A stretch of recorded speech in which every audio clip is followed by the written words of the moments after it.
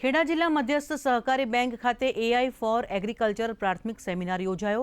ગુજરાત સરકારની પ્રથમ ખેડા જિલ્લા એઆઈ ટેકનોલોજી સહકારી મંડળી લિમિટેડનું ઉદ્ઘાટન પણ કરવામાં આવ્યું। એઆઈ ટેકનોલોજી સાથે ખેતી કઈ રીતે કરી શકાય, સારી ઉપજ ઓછા ખર્ચે મેળવવી તથા વધુને વધુ ખેડૂતો એઆઈનો ઉપયોગ કરી ખેતીમાં આધુનિકતા કઈ રીતે લાવી શકાય તેની સમજ આપવામાં આવી હતી।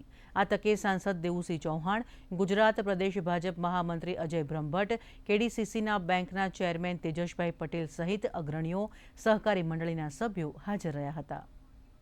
ખેડૂતો એઆઈ ટેકનોલોજીથી જાણકાર થાય તેના વિશેનું પ્રશિક્ષણ મળી રહે એના માટેનો ખાસ સેમિનાર રાખવામાં આવ્યો છે।